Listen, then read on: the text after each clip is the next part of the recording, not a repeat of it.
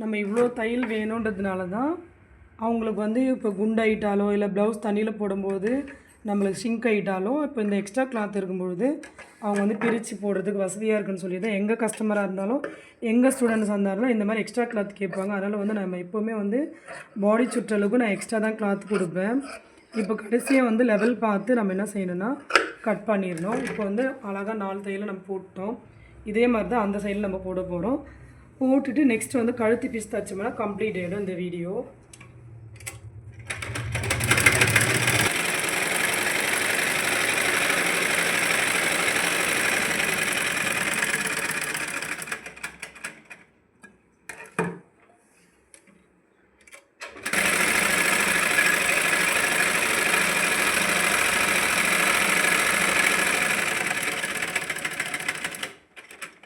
அகலமாக தைக்கக்கூடாது.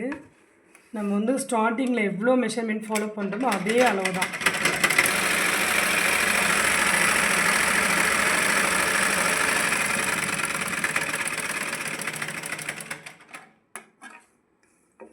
எப்பவுமே வந்து த்ரெட் வந்து நம்ம கையோடவே கட் பண்ணிடணும். 4 தையல் போட்ட உடனே மீதி பேலன்ஸ் வந்து நம்ம கட் பண்ணி எடுத்துடணும். நம்ம வந்து ஃபுல்லாக ப்ளவுஸ் கம்ப்ளீட் பண்ணிட்டோம். இப்போ வந்து ஃபைனலாக வந்து கழுத்து பீஸ் வந்து தைக்க போகிறோம்.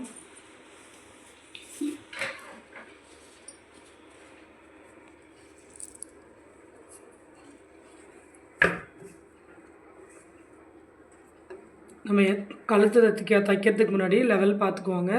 ஃபுல் ஃபினிஷிங் பண்ணியாச்சு. இப்போ வந்து கழுத்து பீஸ் தைக்கலாம். வைஷு எம்மிங் வேணுமா பைப்பிங் வேணுமா?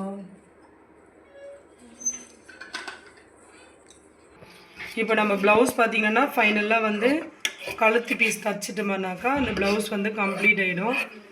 ஏற்கனவே நம்மளுக்கு 4 கிளாத் இருக்குது. ஒரு வேளை இது பத்தாதுன்றதுனால இன்னமும் வந்து ஒரு 2 கிளாத் வந்து ஜாயின் பண்ணிக்கிறோம்.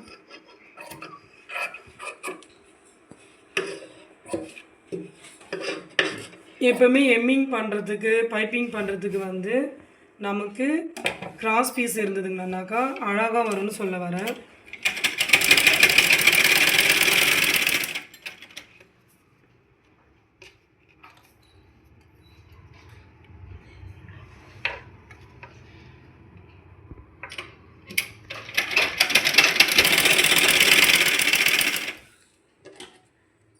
இந்த மாதிரி நீங்கள் ஒன்று ஒன்றா கட் பண்ணணும்னு அவசியமே இல்லை. இப்படி தைக்க என்ன பண்ணால் நீங்கள் 1 by 1 வந்தால் ஈஸியாக இருக்கும்னு சொல்கிறேன். எல்லாத்தையும் கட் பண்ணி தைச்சிங்கன்னா ரொம்ப டைம் எடுக்கும்ல, அதனால்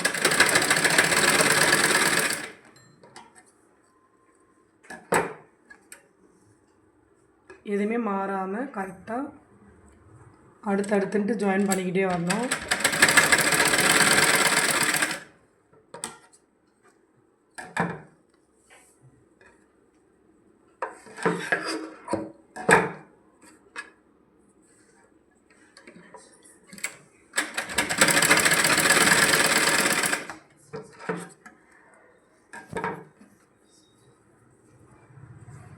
நம்மளுக்கு பத்தலைன்னு தோணுச்சிங்கன்னா இன்னும் 2 கூட கொஞ்சம் தாராளமாக கொடுத்துடலாம்.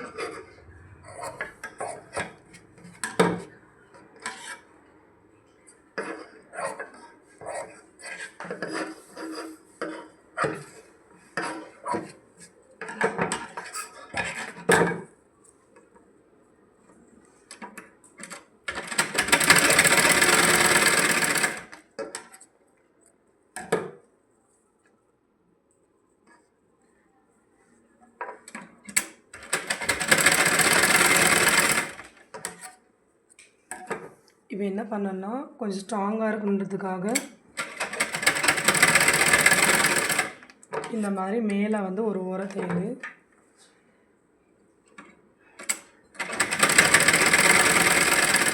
குறுக்கே அடிக்கலைன்னாலும் இந்த மாதிரி 2 தையல் போடும்போது வந்து ஸ்ட்ராங்காக இருக்கும், சீக்கிரமாக பிரியாதுன்னு சொல்ல வரேன்.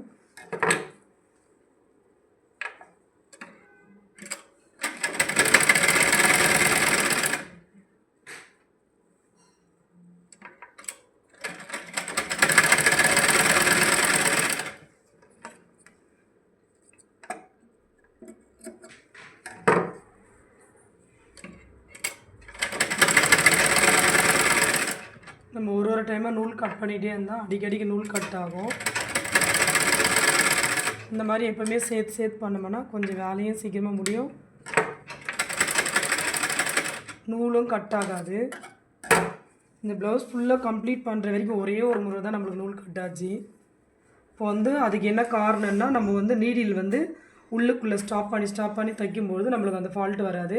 இந்த இணைப்பு எல்லாம் ஒரே மாதிரி வரணும்னு சொல்ல வரேன். இதில் ஏதாச்சும் ஸ்ட்ரெயிட் இருக்கான்னு கரெக்டாக செக் பண்ணிக்கோங்க. இப்போ ஊக்குப்பட்டி எப்போயுமே ஐப்பட்டியிலேருந்து ஸ்டார்ட் ஆகும். இந்த எண்டில் நீங்கள் மடிச்சிருங்க. அதே மாதிரி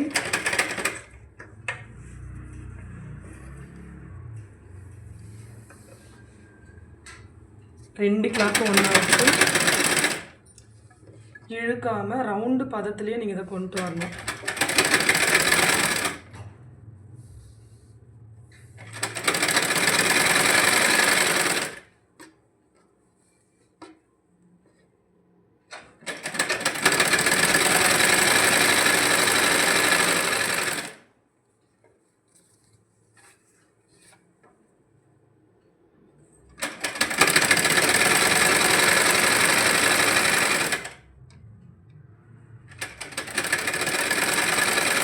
அதே மாதிரி எந்த கிளாத்து கொட்டும் எந்த காரணத்தை கொண்டு நம்ம கிளாத் மட்டும் இழுத்துக்கூடாது.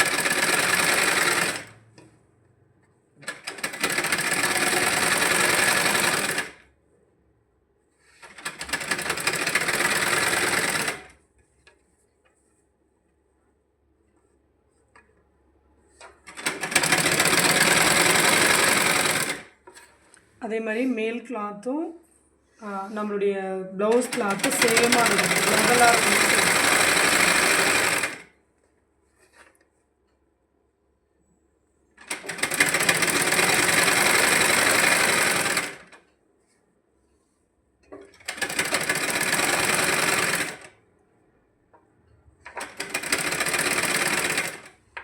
இங்கே கடைசியாக முடியும் போது ஒரு 1/2 இன்ச் விட்டுட்டு மீதி பேலன்ஸ் கிளாத் நீங்கள் இந்த மாதிரி மடிச்சிடணும்.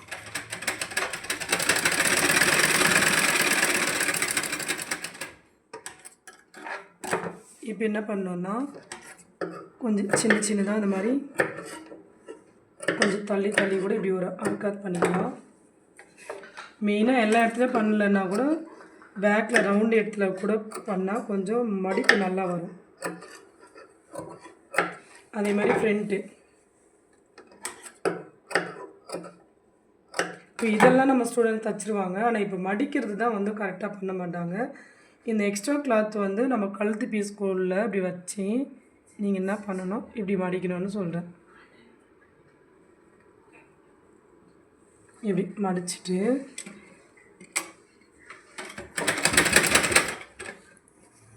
ஓகேங்களா, இந்த எக்ஸ்ட்ரா கிளாத் எல்லாமே உள்ளே போயிடணும்.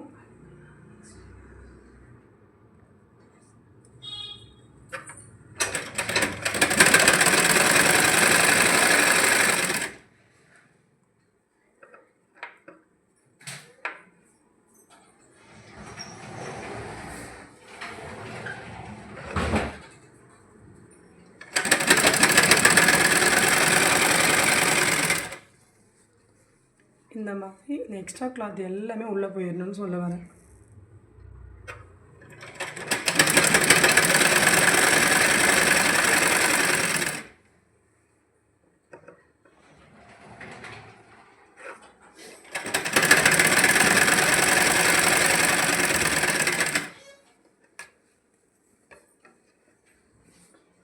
கழுத்து பீஸும் இழுக்கக்கூடாது.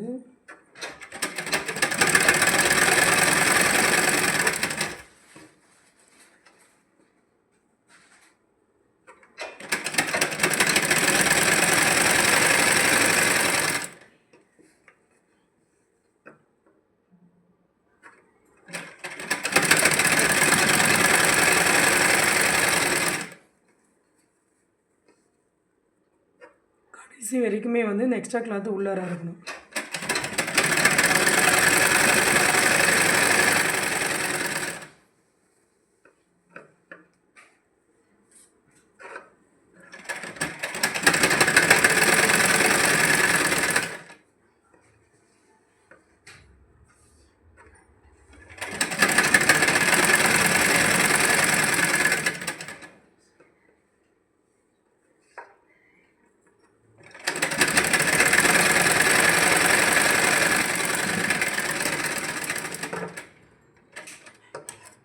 எல்லாமே எக்ஸ்ட்ரா கிளாத் உள்ளே போயிடுச்சுன்ட்டு நம்ம எப்படி பார்க்கணுன்னா இதில் வந்து வெளியில் தெரியவே தெரியாது. இப்போ நம்மளுக்கு எல்லா எக்ஸ்ட்ரா கிளாத்தும் உள்ளே போயிடுச்சு.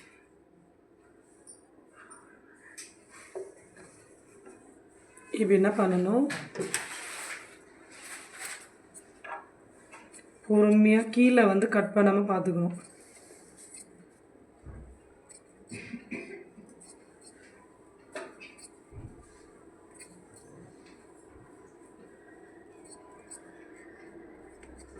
இப்போ வந்து இது மாதிரி ஃபுல்லாக கட் பண்ணி நம்ம எடுத்துடணும்.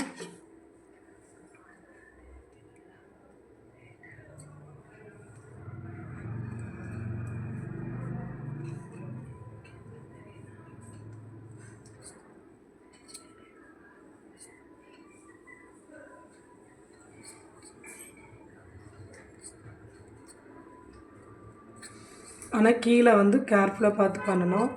இல்லை இவ்வளோ கிளாத் எனக்கு கட் பண்ண முடியல அப்படின்னா நம்ம முன்னாடியே அட்டாச் பண்ணுறோம் பார்த்தீங்களா, அப்போ இன்னும் கொஞ்சம் கம்மி பண்ணிடலாம்.